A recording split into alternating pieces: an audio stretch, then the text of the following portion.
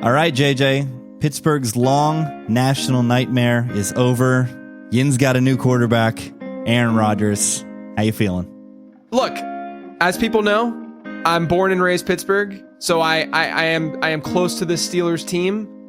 I'm probably more optimistic than most, just because I think you can tell a story that Aaron Rodgers, tears his Achilles, then he's playing in a season off of an Achilles in a kind of weird offense, so maybe he still has maybe one season left in him. So maybe I'm a little bit more optimistic than the rest, but yeah, I mean, at the end of the day, it's still, an aged Aaron Rodgers. But how are you feeling about this? I say, good riddance, Aaron. I hope you take Alan Lazard with you. I'm JJ, and last year I tried my hardest to become a best ball bro.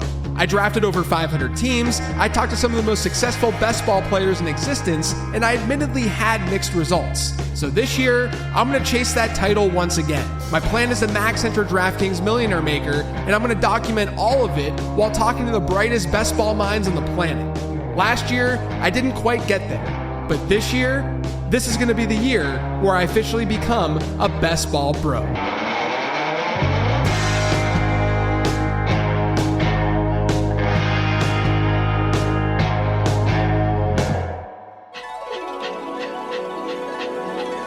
This episode is sponsored by DraftKings. There's no better way to lock in your fantasy dominance early than with Best Ball on DraftKings, where you draft once and ride your roster all season long. And right now, DraftKings is giving all customers a can't-miss offer. Draft one, get one. Enter a lineup in the $15 million Best Ball contest for just $20, and you'll score another Best Ball ticket to play free for a share of that $15 million, giving you a second shot to win big. It's easy. Just draft your dream team once, no weekly management required, and let your top scorers automatically start each week. Across the whole season, every breakout star, every clutch play, every touchdown will count towards your quest for a share of $15 million. I'm drafting over there all the time. It's an absolute blast. So download the DraftKings Daily Fantasy app now to draft a $20 best ball lineup to play for a share of $15 million and get a second ticket to play free for a share of that $15 million. That's two chances to win big without ever setting your lineup again. Draft one, get one, only on DraftKings. The crown is yours. Gambling problem? Call 1-800-GAMBLER. In New York, call 877-8-HOPE-NY or text HOPE-NY to 467-369. In Connecticut, help is available for problem gambling. Call 888-789-7777 or visit ccpg.org. 18 plus in most eligible states, but age varies by jurisdiction. Eligibility restrictions apply. Void where prohibited. One per customer. Enter the Best Ball $15 million headliner contest by 9/4/25 to get one bonus entry. $20 entry fee required. Reward expires in 30 days. See terms at DraftKings.com/NFL-best-ball. Sponsored by DK. Now back to the show. Welcome into another episode of Becoming a Best Ball Bro. I'm JJ Zacharyson, joined as always by my co-host Rich Ryan. Rich, what's going on, man? JJ, everything's great. Just enjoyed a long weekend in Vegas with the family. Saw some longtime friends. Played some poker. Now back at it here in SoCal, but a great weekend away. What about you? Yeah, I went to the beach this past weekend for a wedding, and I got a little sun on my face. Hopefully the YouTubers can see that I did touch grass. Well, touch sand last week. Say, not grass. Didn't touch grass. I was best ball broing from the beach, which is not as easy as you would think. Just I'm not that big of a beach fan. The sand just getting everywhere, and it's just you're all sticky and nasty. When I go on vacation, a beach vacation with the family, I need to have a pool situation with it. I can't just be at the beach.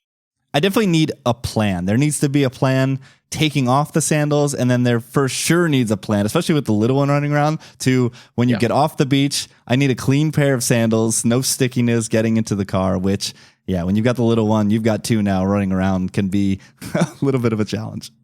Yeah, that's the other thing. I didn't experience the beach until, a handful of years ago, whenever my daughter was born. Then we took, she was old enough to go to the beach and all that kind of stuff. Going to the beach as a dad of young children takes the beach experience to a whole new level. There's a lot of joy, but the extremes are just wild, right? It's like a I don't know, Deshaun Jackson season where you get the ups and downs and the big plays where you're feeling great at times, and then all of a sudden you get that zero because the kid takes a dump and you got to clean that in the middle of the beach. I mean, it's just not a great situation. It just takes things to another level. Yeah, generally I'm pretty chill about a lot of things, but anxiety goes to like a 170 when you're on the beach because there's just so many things that can go wrong. Yes. But I did best ball bro it up. I was drafting some teams and making some slow draft picks. A lot of those picks are now sort of in the late rounds. I'm past the early rounds and a lot of the slows. I think I have one of the single entries over on DraftKings where I'm in like round 5 or round 6, but the majority of mine are in like round 16, 17. And when you're doing slow drafts and you get to that point, it's really hard to like, we've talked about this before, go back and sort of remember where you're at with everything and where your team is at and what stacks you need to complete and all that kind of stuff. So there's a lot more thinking when you're doing the late round stuff. And I had to do that on the beach, which is a little bit more difficult. Yeah. And it's funny as we dive into today. And one of the first things that you want to talk about is actually a 4 tight end build.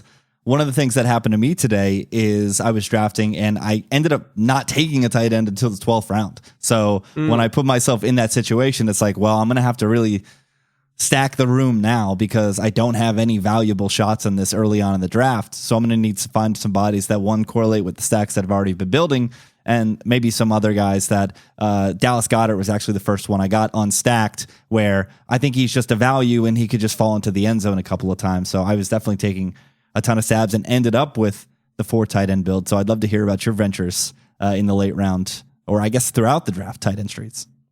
Yeah, I mean, look, I like getting McBride and Bowers, and I've talked a lot about how I think Kittle is the best tight end value on the board right now, and I've noticed that in the Millie drafts he goes more in the early 4th, like in the early to mid 4th, and then the other ones that I've done it's more at like the 4 or 5 turn. So maybe that says that maybe sharper players are more in on Kittle than more of the masses, but. Regardless, I still think that he's a pretty good value. Look, with the 4 tight end build stuff, when I'm in a similar situation like that, I've been open to taking 4 tight ends on these teams, especially because you get 20 rounds over on DraftKings. That room, though, is usually, it's filled with like, I've gotten a decent amount of Brenton Strange, Pat Freiermuth, I've thrown some darts at, even though, the Jonnu Smith rumors are still swirling about him potentially going to Pittsburgh. And that would obviously ruin Pat Freiermuth. Hunter Henry is someone who I've talked about on the show in the past that I've gotten, a decent bit of. And then, guys that like, I'll throw a late round dart at, like Harold Fannin, who I talked to with Pat Kerrane back on the first interview for this season. I'm going with these 4 tight end builds, but one thing that I kind of want to bring up with a future guest, and maybe someone in the comments, over on YouTube, or if you're listening in the podcast feed, you can go to like Spotify and you can put comments on there these days. But one thing I really want to work through is, let's say I get, and this isn't really a 4 tight end build related thing, but it's a late round tight end related thing and like a late stack related thing. Let's say that I draft Trey McBride and then I get someone, let's say Drake May, on my team as one of my quarterbacks. I then obviously with May, you can go a lot of different routes right now at wide receiver. So maybe he's not the greatest example, but in a scenario where Demario Douglas is drafted and for whatever reason, someone reached on him, Kyle Williams is obviously gone. Stephon Diggs is gone. Do I draft Hunter Henry? Do I complete that stack to get that tight end with Trey McBride? Or does that defeat the purpose a little bit of getting a player like McBride? Or, in a scenario like this on DraftKings, like, could I be throwing, like, will Hunter Henry find my lineup in the flex spot sometimes? Or, like, how valuable is that? It seems intuitively, and I'd love to hear your thoughts. It seems intuitively that going that route would be more ideal if you just go with Demario Douglas instead of a Hunter Henry, just because you can fill out that wide receiver spot. But at the same time, we want to stack. So where would you go in that situation? It's so funny you bring this up because I was faced with this exact conflict in this draft because I was building a Jets Patriots stack and I was in a decision where it was, I don't know who the running back or receiver that I took instead, but I had Mason Taylor sitting right there in a very soft tight end room that already had Hunter Henry and Drake May along with Garrett Wilson and Breece Hall. And I went with the non-Mason Taylor pick just because having that position doubled up, specifically that onesie position, it just didn't feel as valuable to me in that game stack as spreading the chips out elsewhere. but it was razor thin. Like there were seconds left on the clock before I selected the other player. Yeah, I'm gonna have to ask future guests about this because, I don't. Maybe it's too micro of a thing to bring up, but I do think that people are gonna be, coming up like facing this dilemma as they draft. And I think the bigger thing is like your example is definitely something that people are gonna face when you get the game stack thing going, right? Where you're like, okay, well, if I'm drafting Hunter Henry, should I get Mason Taylor? I think you can make the argument that you could still go Taylor only because like Hunter Henry isn't a lock to do really, really well in that situation, right? Whereas if you're drafting a Trey McBride or if you're drafting a George Kittle or a Brock Bowers, you're making the assumption that those guys are generally going to be pretty good, right? And so like, yeah, I don't know. Like, I don't know like what the right answer is to that per se. But at the same time, there's scenarios where people will draft two high-end quarterbacks or two high-end tight ends. Well, at least with the two high-end tight ends, you can throw one of them in the flex. But like two higher-end quarterbacks or decent investments at quarterback and, still end up being okay. So maybe this is just overthinking things a little bit is what I'm basically getting at. I definitely love your nuance of looking at a single-digit tight end as opposed to my situation. I made a 15th round bet on Hunter Henry. So you're absolutely right. I'm not expecting this guy to be the best. And I think it probably would have been more reasonable for me to take Mason Taylor in the subsequent round, as opposed to what you're saying, where we've made a bet on a single digit round tight end. I think that is definitely more interesting than my scenario. But like you also said, we could just be splitting hairs here. We might, this might be, this is something that we didn't expect to talk about on today's show, but I like to the intros of these shows. I like to workshop some stuff because it gets the conversation going, in the comments and stuff like that, which is great because I want to see what people are thinking so I can talk to these pros about these things, right? Whenever I interview them and stuff. I think that's something that I will bring up on future shows. And then the other thing this week that I've just been kind of not focusing heavily on, but just remembering is I don't want to get too in love with week 17 correlation while missing out on week 15 and 16, because you still got to survive. You got to get there. Mike Leone has talked about this a lot where, it's fine to like prioritize week 17, but he thinks that just based on research and stuff that there's not enough love being given to week 15 and 16 correlation in team stacking and game stacking. So I am definitely trying to make sure I get some of that in some of these lineups as well. It's honestly a sigh of relief when you're going after a game 17 stack and it's fallen apart, something's gone awry, and you look at your sheet and you see that there's 15 and 16 correlation. You're like, okay, at least I can, there's a plan B here that I can pivot to. So yeah, I'm definitely there with you. I remember last year's week 17 really came together because there was like a group of four. I'm sure that's happening this year too, and I just haven't realized it yet. Like, if any of you guys know like clusters of teams that seem to face each other a lot in weeks 15, 16, and 17, let us know in the comments. Like, tell us, because I'll implement that and I'll deploy that. But last year was like Chicago, Minnesota. I also, when I'm drafting right now, I'm still getting mixed up with last year's week 17 matchups and this year's, which has been kind of a pain, but I think I have the week 17 schedule memorized by this point. But yeah, I mean, like, obviously if you're getting interdivisional players, you're naturally going to have a higher chance of hitting on one of those players having a week 15 or week 16 matchup against one another because they're playing each other twice in the season. That they're at least going to face each other, during the season, and maybe that ends up happening week 15, 16. But yeah, I'm trying to focus on it a little bit more. Yeah, for sure. I'm trying to do a quick gaze here, and it looks like no. I thought Rams, Hawks, Carolina had something going, but no, it's just the Hawks playing both those players. Yeah, if anybody's already on this, you're ahead of the curve, and please let us catch up. Yeah, let us know. Yeah. All right, let's get into some individual players, and there's a wide receiver that really sprung onto the scene last year out in Denver, who some people want to replace with the new hot young thing in Pat Bryant, but we cannot forget about Devavele, who had a really nice end to last year and is already getting some camp buzz here. I should say OTA buzz specifically here in June. Yeah, I'm honestly shocked by how he performed last year. He's a really old prospect. He was like 26 coming out. A lot of that had to do with the fact that after high school, he went on a mission trip and I can't remember exactly where, but he went on a mission trip, and so he delayed his collegiate playing, and then he played a little bit long in college, and so that's the reason why he exited school when he did. I remember doing his prospect profile and reading about that in the prospect guide, but last year he wasn't that bad. Like his yards per out run rate wasn't anything atrocious, and especially for a day 3 pick, his counting stats weren't that bad for I think he was in the 7th rounder. He played the slot a lot in that offense, which I think, I've talked about Pat Bryant on this show, I believe, but at least on other shows that I think that he's not a bad pick.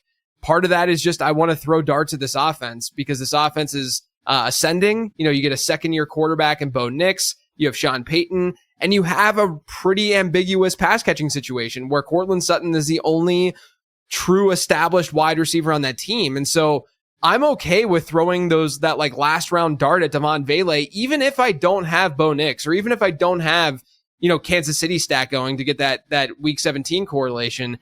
I'm still okay with drafting Vele because I think that there's a chance, Benjamin Albright, who's very connected to the team, to the Broncos, he tweeted, "My main observation at Broncos OTAs, it's Vele's season." That's what he tweeted last week. So, if you look at my year 2 model, he was very much in line with a Jalen Coker. And the difference between him and Coker is that Coker got Ted McMillan added to his offense, whereas we didn't see that kind of investment made by Denver. So, Coker, you can make the argument easily, oh, this is just a typical UDFA who had a good season and unfortunately nothing's going to come from it, which is unfortunate because I actually think Coker is pretty good. But that's a situation where they have 4 viable wide receivers in Carolina now that at least will kind of, mooch off of each other, if you will, in terms of target share. But in Denver, it's really just up in the air. Troy Franklin hasn't proven anything. Marvin Mims came on strong last year, but he might just be more of a vertical threat. And I think he's a fine enough pick too, just because of the best ball environment and his ability to make big plays. But I wouldn't be surprised if Devon Vele, he's not going to be a league winner by any means, but could Vele sneak into the top 48 at wide receiver this year? I think it's at least a possibility. And we know historically how wide receivers can come on in the later stages of the season. So even if, Pat Bryant gets off to a slow start, it's not like we'll be writing him off because we've seen that as a tale that is as old as time. But in the interim, this is a dude who was out there running routes in pro football last year and making plays. So he could start to eat early, and that trust could continue to build with Sean Payton throughout the season. And his role could expand from there. Another player who was very hyped last year, a man who was going very early, and I think is perhaps one of the poster boys this season for post-side sleeper, is Miami Dolphins running back Jalen Wright. He was going late single digits, early double digits last year. He was a very popular pick, but after a disastrous season in South Florida, is not getting the same love this season. Yeah, look, I think he's a really good pick right now at cost. If anyone's using my rankings that I posted on Patreon for DraftKings, you'll notice that Jalen Wright is almost there will be some point in your draft where he's close to the top of the list, just based on my ranking versus ADP. So people aren't drafting him, but he's ranked pretty high. The way I see this is Devon Achane is not a running back that is necessarily going to get an 80% rush share in that backfield. And we've seen Mike McDaniel already, through his time in Miami, split that backfield up. We've seen Raheem Mostert get a lot of work, and then obviously Achane as well in that split backfield. They drafted Ollie Gordon this year, who I actually liked. I didn't mind Jalen Wright, but I would argue that the model versus where their draft capital sat, the model liked Ollie Gordon more than Jalen Wright. But I do think that Wright, his speed, his size, really fits the Miami McDaniel way, where you get those. I mean, it's very Raheem Mostert-y, where you get those speedsters who can break those big plays on the outside. And so I don't mind Jalen Wright because I think he could be somebody who sees 120 to 150 rushes this season, and then obviously there's injury upside. If something were to happen to Achane, then all of a sudden, Wright is going to climb the depth chart. I mean, it wouldn't be the first time either that a Mike McDaniel running back maybe didn't see all of the work in the world as a rookie, Devon Achane, who then saw an uptick in the second season, Devon Achane, in this system. So the scheme is a good fit, in my opinion. Jalen Wright last year had the best yards after contact per attempt among those running backs in Miami. And I think that he's now the RB2 on that team in a pretty clear-cut way. They have Alexander Madison too that they signed, but I have a hard time believing that, a day 3 running back in Gordon and then, an Alexander Madison, that those two are going to really supplant what the upside brings with a guy like Jalen Wright. So I've been drafting a lot of Wright. I think there's contingent upside, but there's also just general, hey, he might be able to get 7 to 10 touches a game. And if he breaks one, then he's going to be usable in that given week. Last ADP snapshot I captured from last season, he was pick 142 on UD. So a late 11th round pick. So a 30 pick drop, at least right now, as we enter into 2025. Let's go to a steady Eddie, a guy who's constantly overlooked, but is honestly might be this quarterback's favorite target. They have a really strong connection. He's great in the red zone. Might not get to the spike weeks, but Romeo Doubs just goes out there and kind of does his job, JJ. Yeah, look, there's some players where if you don't go wide receiver heavy, you want some more of that stability. You don't want as much variance. There's guys that just project well, but maybe don't have like an absurd ceiling. I think Romeo Doubs is one of those players where you can draft him, and he can give you hypothetically a top 40 wide receiver season, but he's not being drafted as that, but he's likely not going to give you a top 20 wide receiver season, which is fine in some instances. Green Bay is one of those teams that will not project very well at the individual level because they rotate their wide receivers so much. But on a week-to-week basis, we could still see spiked weeks from those wide receivers. So when I'm sort of in wide receiver hell and I, go running back heavy, or I decide to take the onesie positions earlier than normal, Romeo Doubs is someone that I've been going to. Not only that, but there are times where you can get a later Jordan Love and get a sort of not super, super late stack, but you can get a late-ish stack, with Green Bay. And then also you got the bring back with Baltimore. So if you get a Zay Flowers or a Lamar or whomever, you can bring it back with a guy like Doubs as well. So I'm into him at cost right now on best ball. It's just a safe bet right now.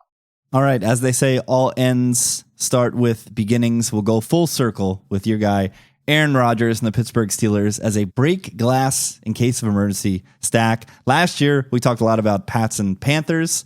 But you're looking at the Steelers at the ends of drafts if you don't necessarily have as many stacks as you want.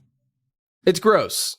It's really gross. I know that Aaron Rodgers and drafting Aaron Rodgers is gross, but we talked about it, last week, and we've talked about it on the show. But these quarterbacks, man, like you sometimes they just dry up so fast. Then all of a sudden you're like, oh yeah, I can pass on quarterback in this round, and then the next time you're up, you're looking at Tyler Shuck and Daniel Jones and these, Jackson Dart and Russell Wilson.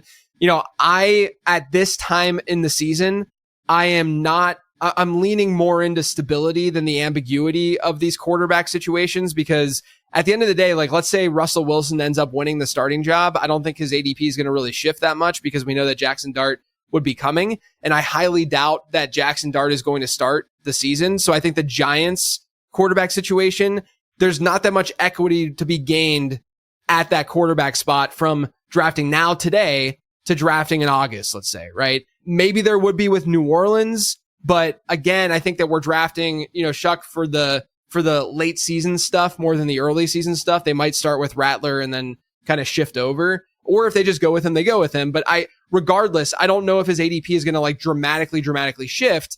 It's definitely not going to go higher than Cam Ward. And so I doubt that that's going to change that much.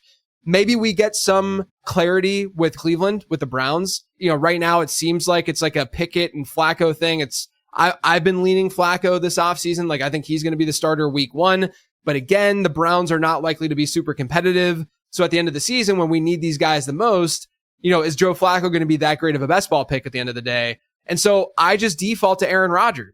The Steelers will be relatively competitive. This is a Mike Tomlin thing and what he does, where, he is a 9-win, 10-win coach pretty frequently. And so if they're competitive late in the season, they're probably not going to, switch and go to a different quarterback in that offense. So if Aaron Rodgers is starting all year, he's going to have some spiked weeks. And there are some pass catchers that you can get late on Pittsburgh that could get some run. Calvin Austin is one.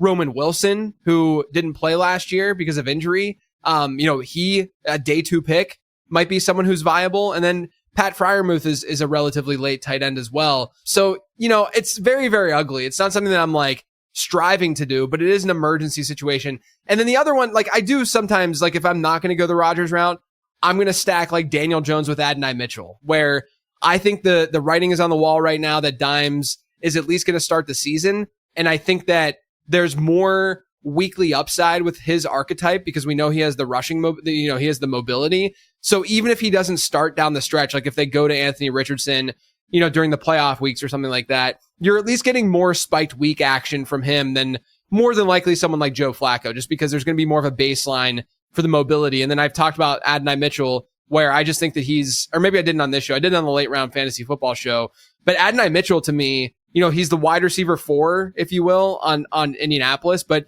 he had one of the best open scores according to ESPN last year. He was like top 10 in the league. He's a second-year guy. My model didn't love him, but he's got the athleticism. He's seemingly got some ability there. And he's one injury away from getting a lot more work in that offense. And maybe he just emerges naturally too. So I don't mind going with like a Dimes and AD Mitchell stack there too. Look, I know it's very, very ugly. This is only in desperation mode and in emergency mode. Trust me, I had Dimes sniped for me this morning. I had a duo of BTJ and Josh Downs, and I was like, I need a third quarterback. Dimes is a nice little fit, and then he was gone. So I was like, all right, I guess 2024 Rich is back. We're punting quarterback. We're going 2 QB and hoping nobody gets hurt. Yeah.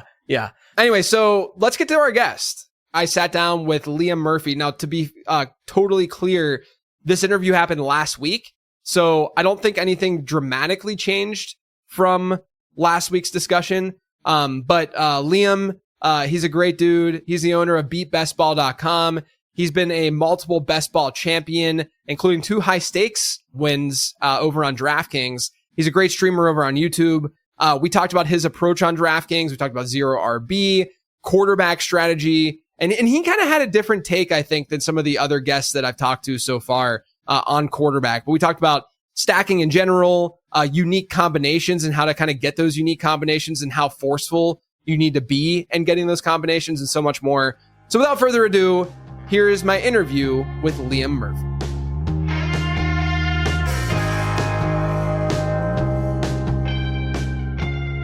All right, Liam. So I've been asking this question to every guest so far in becoming a best ball bro, because I think it's just really important as people transition from these half PPR platforms like an Underdog to going to DraftKings where it's full PPR. What are some of the things that you change from a draft strategy perspective when you're going from half PPR to full PPR?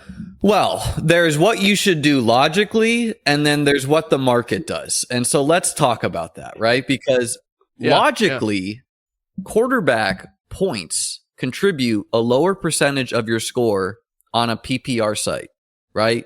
This is just basic, right? Like when a wide receiver catches 10 balls, they score more points on a PPR site.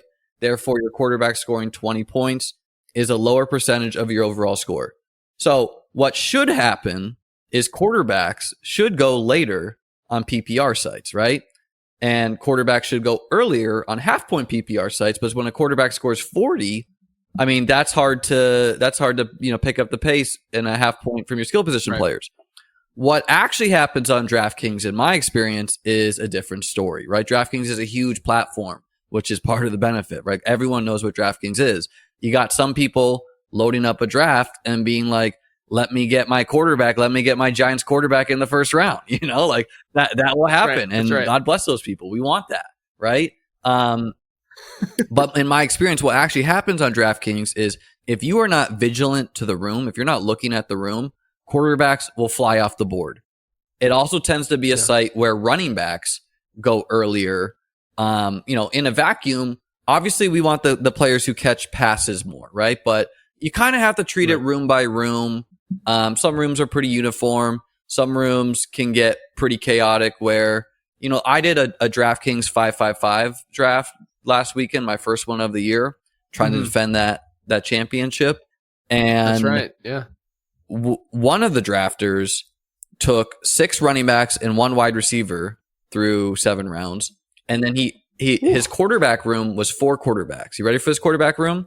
It was Aaron Rodgers, Joe Flacco, Mac Jones. The quarterbacks were, he punted off quarterback and he had no starters left other than maybe Aaron Rodgers, probably Aaron Rodgers, but who even knows there, right? Like I got Tyler Shuck before him. And so he got like Jackson Dart, Rodgers, Flacco, and maybe and Shadur. So he's got 2 swings at the Browns quarterback and probably not even starting. Another drafter in that room took 4 quarterbacks as well. So it's like, I built a 0 RB team with Jamar Chase, Rashee Rice, Trey McBride, and then I got Devonta Smith, Tet McMillan, Olave, and Jordan Addison. And, I was trying to get running backs, but like the room was hoarding it. So I just had to adjust. And I ended up building a 3 quarterback, 9 running back, 6 wide receiver, 2 tight end room.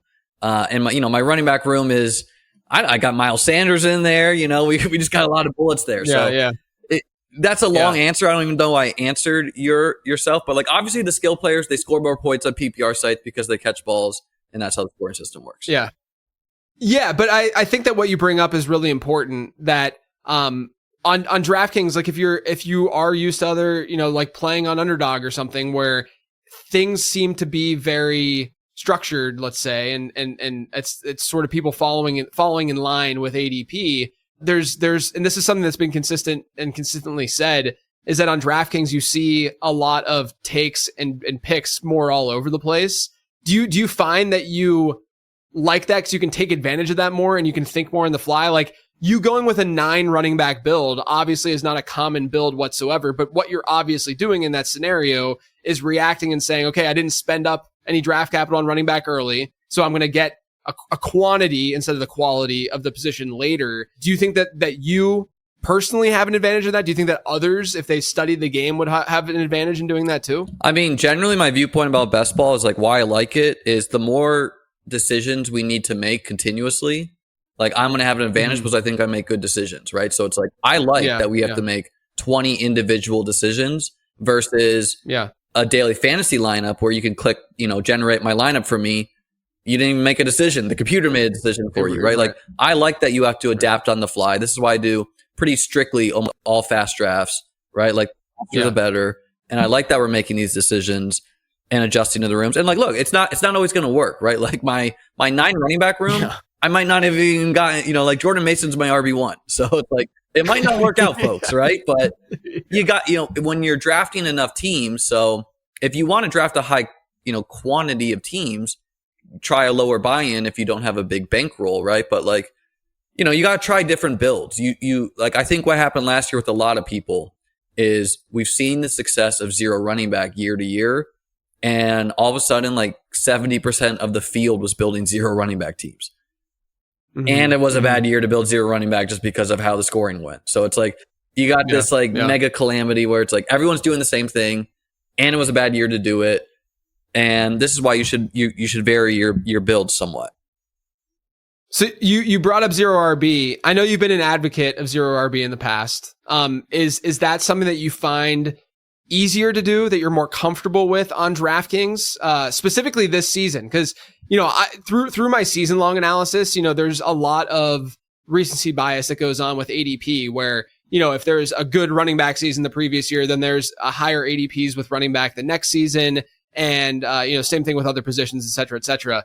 Do you think that that's going to spill over year in the best ball scene? And is that easier then for you to say, no, you know what? I'm not going to go running back because this is a full PPR platform and running backs are going way too early in my opinion. So I'm going to build more 0 RB teams this year on a platform like DraftKings. So I don't like try to build like on DraftKings. I don't build like a wildly different portfolio of teams versus on a half point site. Right, like I'm still mixing it. In general, I always believe in the concept of 0 RB because it's very easily, to conceptualize when it would be the best build, right? Like wide receiver is almost always the scarcest position as far as like wide receivers who truly matter. We know it's a skill-based position, right? Where it's like you can give Andre Yoshivas a million routes, he's not going to be Jamar Chase, right? Like he's just not. Where if Zach Moss was getting 40 touches a game, okay, yeah, he could do, he's not as fast as Chase Brown, but he could do 90% of Chase Brown, right? So all you need, CMC goes down week 1. Derrick Henry goes down week 4. Whatever. James Cook holds out. Alvin Kamara hits the age cliff. All you need is a couple of these things to go.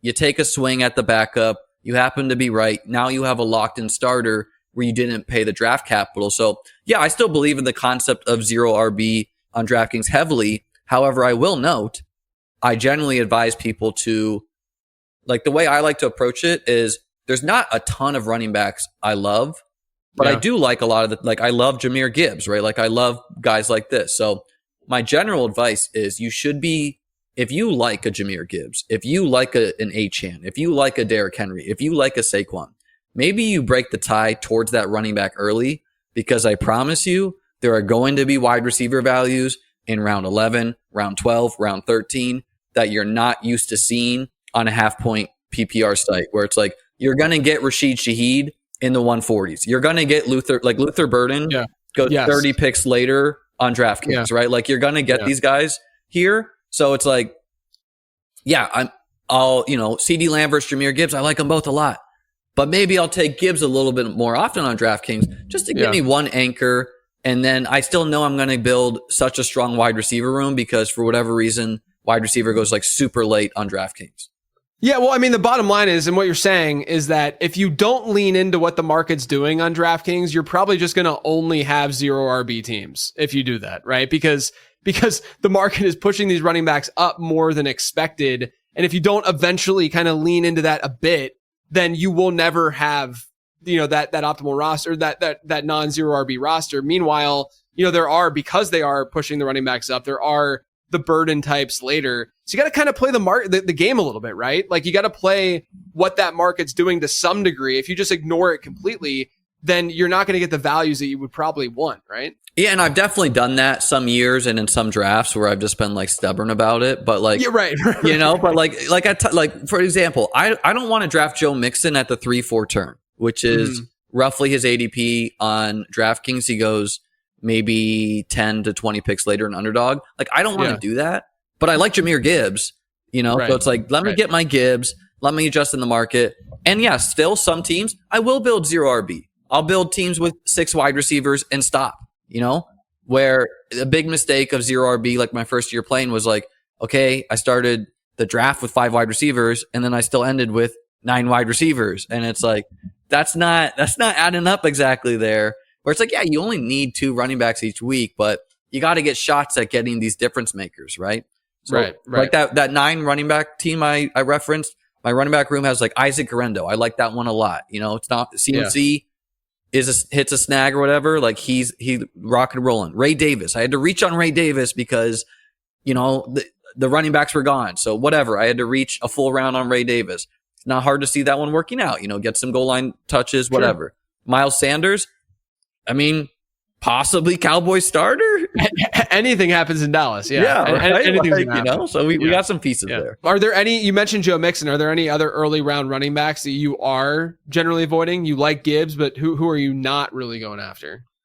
It's going to be real tough for me to click Derrick Henry on a PPR site at his age 58 season. I mean, look, the nice thing about Henry is he has an elite single week ceiling, which, like, this is what we want in best ball. Like, this is why I prefer Jahmyr Gibbs to Bijan Robinson, because Bijan, he's gonna get all these touches. The offense is probably gonna improve, but we've really not seen Bijan hit nuclear fantasy scores, 40 points, 50 points. Like, these are stuff that wins you tournaments, wins you playoff pods, advances you, right? Like, he's a great bet for 20, 25, and maybe he gets some more explosive, gets more touchdowns, whatever. But like Jahmyr Gibbs, I mean, the man went on an insane run when Montgomery was gone. Who knows about Montgomery's health? So yeah, Henry's going to be tough for me. I'll bend the knee to Saquon. I'm going to mix Saquon in. I still prefer Jefferson and Lamb, but like, I'll take him sometimes at the 2 to 3. Mixon's a little bit tougher for me. And it's going to depend on the price. Like, I've not done as many DraftKings milli makers yet. I've probably done like 10 to 12 so far to date. But like, if the market's making me take James Conner at the 4-5 turn, like, no, I'm sorry, I'm not going to do that. I'm going to wait a little bit, right? Like, if they're, like, I like Jaylen Warren. I think it's pretty presumptuous what we're doing with the price of Caleb Johnson, like, and so.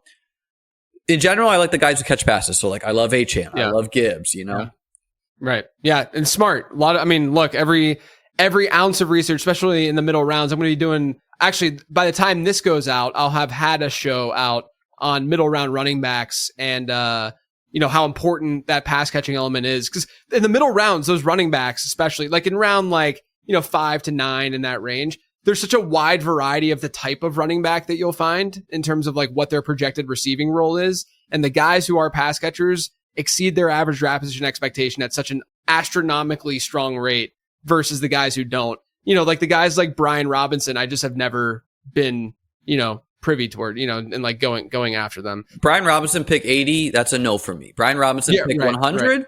Okay, yeah, right. I'll entertain that. And it's like different. Some of the stuff's pretty fickle. It's like, well, if you like the guy at 20 picks later, should you mix them in? Like, yeah, probably should. There's some weird stuff like that on DK. Like one of the most glaring things that I found with the running backs this year was like the Washington backfield, and the it's shrunk more and more on DraftKings, but when I first started like in May drafting on DK, the delta between Eckler to Brian Robinson on a full PPR platform was wild to me. Like it seems like that should be shrunk way more. My projections basically have them like back to back to begin with. Like it's not, and the fact that there was like a 20 running back gap, it was just this massive gap, which is crazy. So, going after those pass catchers in season long and obviously in best ball and in a full PPR platform like this, obviously, makes a lot of sense. Yeah, there is some like weird vibe coded stuff happening in the market, right? Where it's like, Eckler was objectively a great pick last year until he got hurt.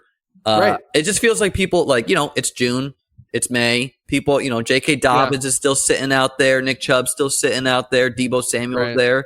But it's like, I mean, if Eckler is just Eckler from last year, which is not even like Eckler at the peak, like, why would you not want this guy? And it's like, he's got to hold up 17 weeks, but yes, he'll easily outperform that cost if he is just even if he's just the dude from last year, right? Like even like and it just doesn't really make that much sense to me. All right, let's talk about quarterback, because obviously in season long you are going to focus heavily on mobility, on rushing. You want those guys that can give you that predictable floor. But my question to you is, do you care about that as much in best ball? Because if you look at like weekly ceilings and such, you can obviously still get, like for instance, in season long, I'm going to tell everyone this year to fade Jared Goff at ADP, right? Because he's like QB8 or whatever from a price perspective. And he has a crazy touchdown rate, or coming off a season with a crazy touchdown rate that's almost bound to regress. He doesn't give you any upside with his legs. Those kinds of players from a season long, lock them into your lineup standpoint, they have an incredible amount of volatility week to week. And, you need those pocket passers to hit big in touchdown rate for them to be really viable. And that's just not something that I want to bet on whenever I can get, a Drake May, like literally like 5 rounds later in a season long draft. Right. But my question to you is, it seems like quarterback is dictated so much by the weapons you draft early, and also quarterback, these pocket passers can still have and will still have spiked weeks. The first time Jared Goff has a 4 touchdown game, someone's going to come at me and be like, you're going to hear it. Oh, wow. You faded Goff. It's like, I understand he's going to have spiked weeks. So to you, my question to you is, are you drafting quarterbacks with the rushing aspect heavily in mind as we are in season long, or are you doing it more so based on what you've already drafted and knowing that these pocket passers will still give you some spiked weeks? So, I mean, the stacking dictates a lot of it. And I would say, like, in general, my quarterback portfolio most years is pretty spread out, because it's like, realistically, any of these guys can have 30 or 40 points week 17, and it's not where I want to say my edge is. It's like, I don't want to be like, this is the guy you need this year. Like, I could see paths to many of them. I will say some years, though, I do, like, the years where Mahomes was going at the same price as like Josh Allen, I'm like, this is insane, right? Like Mahomes is just a mostly a statue guy, unless it's the playoffs, which it will not be in the regular season. So it's like, I'm going to full fade that. Like, I'm going to take the unicorn in Josh Allen. I do care about rushing a lot, right? Like, I've swung and missed on Justin Fields plenty of times. I've swung and missed on Trey Lance. Last year, yes, I did have a lot of Jaden Daniels. That's a final hit. Like, that was justification for years of swinging at, like, I have an aggressive ranking on Justin Fields because I was worried pre-draft that they would draft someone, but they didn't. It's him and Tyrod Taylor. And it's like, unless there's like a revolt from the locker room, like, they got to give this guy most of the year. So it's like, I care about a guy like Fields who can just go for 40, Right. That's pretty valuable. But in general, like, yeah, I'm spreading it out. And I will note that the quarterback market as a whole is a little bit different this year on every platform, where usually on Underdog, you could get legit, like in past years, Cam Ward would have been an 18th round pick on Underdog. I don't know why, but all the quarterbacks went late on Underdog. What's happening this year is that QB window everyone's talking about, that like 8th round, 9th round, 10th round, 11th round, where the first quarterback off the board is like Mahomes or Baker Mayfield, and the last quarterback off the board is like Trevor Lawrence, CJ Stroud, JJ McCarthy. So many people on every platform are taking 2 to 3 guys in that range, and that impacts the back end and the front end, where on the back end, that is causing Cam Ward to no longer be this 18th round pick, right?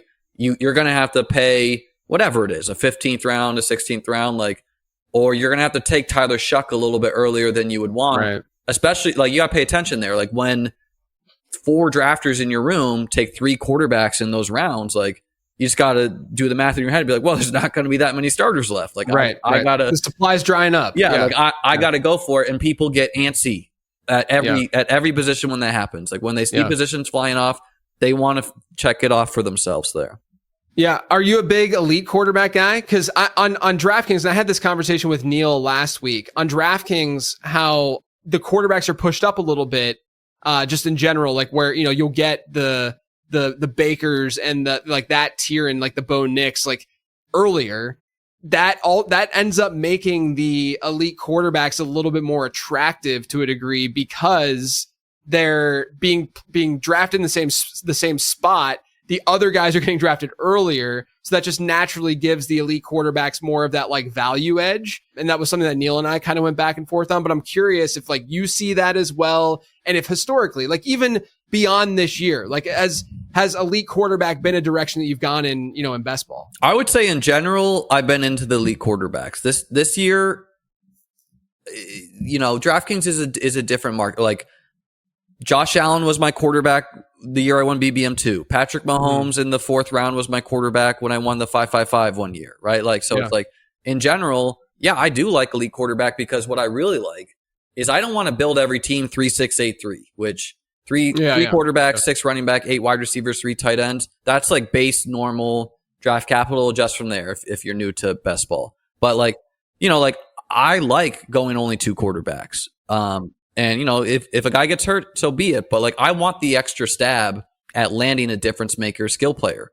And so this year, you know, like, the elite quarterbacks, I'm not taking them in the 2nd round, like, where they will go some years on, or some drafts on DraftKings. Yeah. But at that 3-4 turn, Lamar, Jaden Daniels, Josh Allen, like, yeah, I want some access to these guys, because in any given year, they can realistically just go like 30, 40, 40. And you're like, and you know who they are, right? Yeah. Like, we know that it's them that are going to be the ones that are doing that. Yeah. Like, it's no mystery. And all you really need is you need the skill players around them to not be the skeleton keys. Like, right. Okay. Right. So, like, if you take Josh Allen over Mike Evans and you need Mike Evans, you lose, you know? Yeah. So be it. But I would say, like, I don't feel that, like, Herbert, Purdy, Caleb, you know, all the quarterbacks in there, I don't feel like they're inappropriately priced. Like, I don't feel like, it's not like some years where it's like the elites go in the 3rd round and then those guys go in like the 6th round.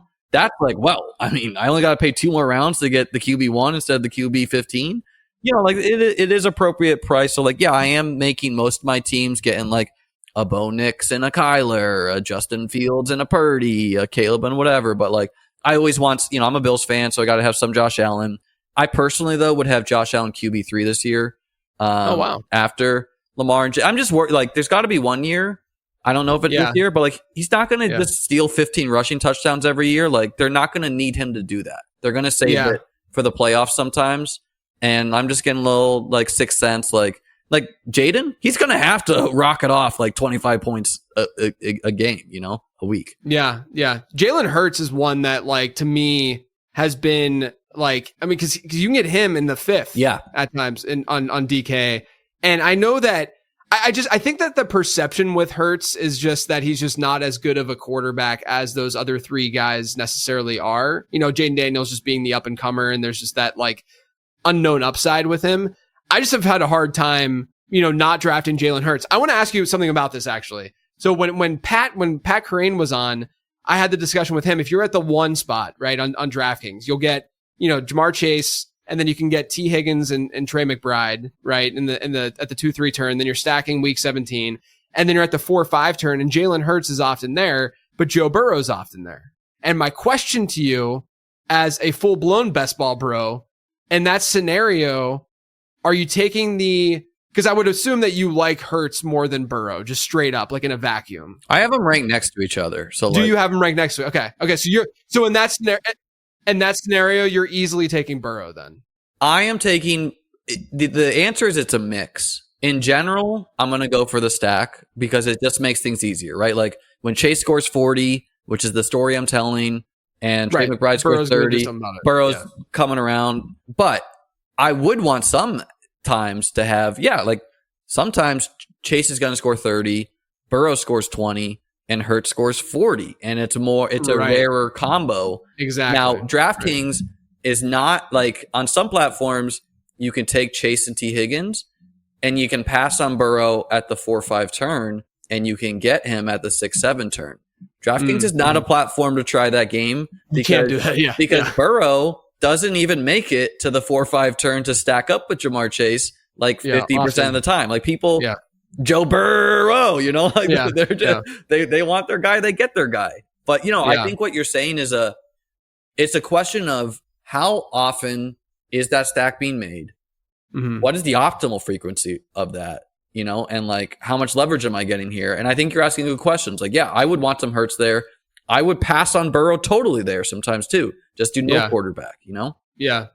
There's been times where like when I'm in the 1 spot and I get that Higgins Chase combo and then I get McBride, there's sometimes where I pass on them and pass on a quarterback in the 4-5 and don't get Burrow. And then I get Kyler later, right? To pair with McBride. And then you have at least somewhat of a different, week 17 kind of game stack. Let's talk about week 17 since we're kind of bringing that up, right? So the reason I keep saying the Bengals and the Cardinals is because my best ball bros have told me the importance of these week 17 games. Just intuitively, week 17 is when the championships are happening. So you want to game stack, to optimize. If that game goes off, then your team would hypothetically go off.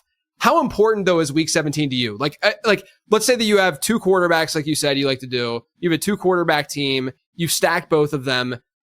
Are those stacks almost automatically going to have a player on the opposite side of the field in that game, for that player? So if you get Jamar Chase and T. Higgins, are you desperately and then you get Joe Burrow, are you desperately trying to get a Cardinal in that lineup because they play each other in week 17?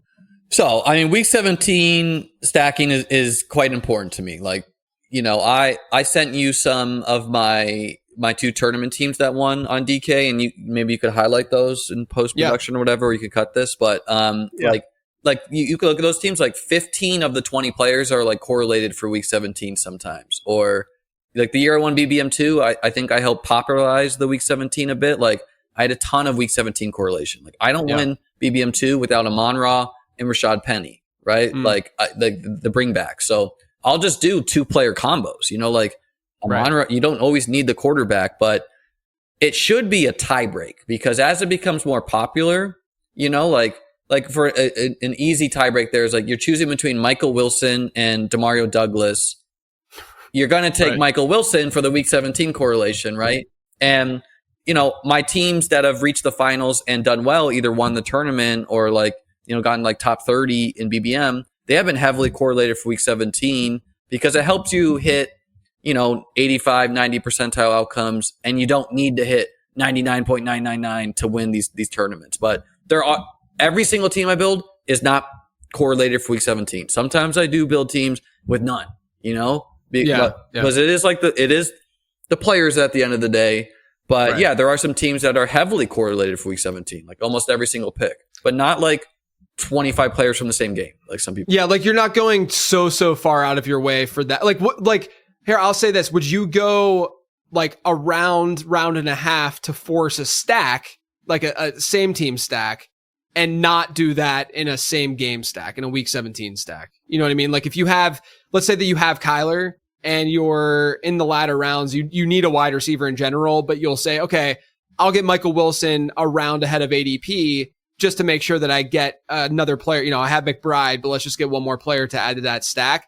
Whereas if you had, Burrow and Chase and Higgins, would you still do that and make that reach for a player like Michael Wilson? Or would you play the ADP value game more in that week 17 scenario? So the later it is in the draft, like the less you care. Yeah, like I don't care at all. Like what's the difference between a 12th round pick and a 17th round pick, right? But like I'm not taking James Conner at the 2-3 turn to pair with Jamar Chase, right? Like I don't think it's that important. I am a big proponent in uniqueness though, so like I think it's always okay to reach a full round on your quarterback, just because you can just say, look, the guy in this round. So let's just pretend that Lamar always went at the 3-4 turn he always went at the 3-4 turn, and you take him at the 1-2 turn and you say, you know what the skeleton key is this year? It's 2 players at the 3-4 turn. It's the second round fails, which happens sometimes. Like the year Calvin Ridley was there, it was a failure of a second round, you just have the only Lamar team with 2 3-4 turn guys, and all the other field has their first and second round pick. Then they have Lamar and a skill player. Like I think you can always justify things with uniqueness in general. But yeah, I'm not like making like wild reaches early for week 17 correlation in general. Yeah. Do you do that kind of thing, like the Lamar example? Do you do that more late in the best ball drafting season, or does it matter to you? I guess what I'm thinking is that like if you do it late, you can kind of see where the fluctuations happen throughout the summer with a player. Like let's just say Lamar all summer goes at the 3-4 turn, and then you decide to draft him at the 2-3 turn in August because there's going to be way fewer teams that have him lined up. And maybe I'm not thinking about this properly, but way fewer teams have him lined up with those players that are going on that side of the draft board. Like, do you think about that as the season goes on? Is that an important piece to your strategy? Personally, no. What you're saying is what many people believe in. Like many people have preached, there's no point in reaching for uniqueness until August once you have all the data.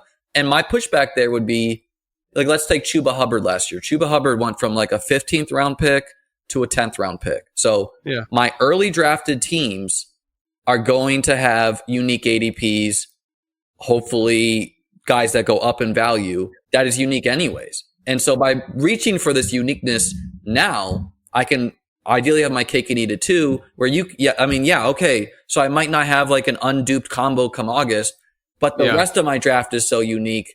And I'm really only like my May teams, I'm hoping are competing with the other May teams, because there's going to be different. Like we're going to be taking different players in August drafts in the 20th round. Like we might not be taking Blake Corum. We might not be taking Jarquez Hunter. We might not be taking Dylan Sampson or Jerome Ford. Like we're going to be making different bets there. Guys in the 9th round, 6th round, 5th round, like who knows? Like I got a running back who tears ACL, and now let's just do CMC. CMC breaks a leg, and now Isaac Guerendo is like a 2nd round pick. And it's like, well, I have this unique Isaac Guerendo team from May. So I think uniqueness is always valuable. And you can kind of think through like players who will go up. Like I think many people think Rashee Rice is going up in price, right? Yeah. And so it's like, create your unique combos now because it doesn't really matter what happens. He's going up. Yeah. Yeah. And also like maybe people are also overthinking it a bit. And this is me just obviously thinking out loud about this, but maybe people are also overthinking that a bit. And this is to your point of what you're saying, but like there are so many players on your team, right? There's 20 inputs on your team that you're almost making the assumption if you were to take Lamar at the 2-3 turn as opposed to the 3-4 turn, to reach and make things unique, you're almost making the assumption that the rest of the ADP has remained stagnant, right? Where like all those players, where all those players have just remained the same. And the only thing that's shifting is Lamar going from 3-4 to 2-3, right? Like, and that seems kind of insane to think that way. Yeah, exactly. Right. So it's like, but thinking out loud, I'm a big proponent of that. That's how I came up with, like when my first year playing best ball, there was nothing on the internet, there was like an article or two, by TJ Hernandez. Shout out TJ. Yeah. Shout out TJ, man. We miss you in these fantasy football streets. Yeah. Yeah. All right. I will ask you one more question. One player that you seem to be drafting most on DraftKings you think is most undervalued? You can name more than one if you want to, but who's a guy or two that you seem to just be going back to on that platform? So, I mean, again, I've not done a ton of drafts yet, but like some guys who like stick out with like a sore thumb are some of these mid-range wide receivers, the mid to late round, kind of like the last tier of guys we have hope for. Mm-hmm. In that group, I would put guys like Keon Coleman, Rashad Bateman, Rashid Shaheed, the rookies, Igbuka, Burden, and I don't know why DraftKings hates rookies. Like last year, I was just slamming Brian Thomas all year long, and now it's like Luther Burden and Emeka Egbuka. Like these guys go very late. Emeka Egbuka went 17th overall, and I mean, your guess is as good as mine about the Chris Godwin versus Egbuka split. How healthy Chris Godwin is. You know, I'm a top down guy. The Bucks, they're going to be good. Let me get pieces of it. I'll figure out the rest later. So yeah, definitely like a Rashid Shaheed, Luther Burden, and Egbuka. I mean, sometimes these guys, like even like a Colston Loveland, like sometimes these guys are available like 140, 150, and it's like, my God, this is a crazy value. Yeah, no, I like the Egbuka shout a lot. There's a trend that I've always gone back to in the draft guide, where if you get these like middle to into the late round rookie wide receivers who had good prospect scores, regardless of their situation, they hit. Actually, was what got me on Brian Thomas so heavily last year. Was that when you found and I instead of going by round, I'm looking at just general wide receiver positioning, like within the position. When you get a guy who's like into that like wide receiver 3 to 5 range. Who is a really solid, round one rookie, really good prospect score, their hit rate's unbelievable against cost. And so I know that the Egbuka situation doesn't look that amazing, but I've been drafting him a lot too, because it's like guys get hurt, things can change. He could just emerge. Maybe he's really good, and I think he's really good. And Godwin would not be healthy. Godwin might not be healthy. Like there are plenty of outs for Egbuka to at least have a better than anticipated rookie season, and he can still have spiked weeks even with Godwin and Mike Evans healthy. Absolutely. Yeah. And like anyone that gets hit with a Q tag, DraftKings for whatever reason will like load up a Q tag in May and June if a guy is like, sick for the day. Yeah. So anyone with a Q tag will be treated like they had the plague. Like they will drop sometimes 20 to 30 picks. Scoop up the Q tags, friends. Scoop them up. Like it doesn't always work, but like Josh Downs is an example last year. He went from like a 10th round pick to like a 14th or something like that, or like an 8th. And I was just like, all right, whatever. Like it didn't work with Hopkins, who I also scooped it on, but it did work with Downs. And so it's like, like there's a lot of week one brain for June. We feel really confident about these teams. We feel really confident. It's Mike Evans and it's Chris Godwin and Egbuka. Yep. I don't know, but like folks, this is a very chaotic game. They need to last 17 weeks. Egbuka could do nothing but score you 35 points week 17, and it's worth the pick. He was the 17th overall pick in the real NFL draft, Yeah. So like good player. Yeah. Good player. Yeah. Good player. Liam, this was great, man. Let everyone know what you're up to, what you're working on, where they can find you. Got a YouTube channel mostly. You can just search my name, Liam Murphy, and I got best ball stuff at beatbestball.com. Appreciate it, JJ. This was a lot of fun, man. Yeah, man, of course. Always love chatting with you. You can find all my stuff over on lateround.com. Make sure you're pre-ordering the draft guide, and you can still check out the prospect guide. Otherwise, everyone, thank you. Shout out Kitchen. It.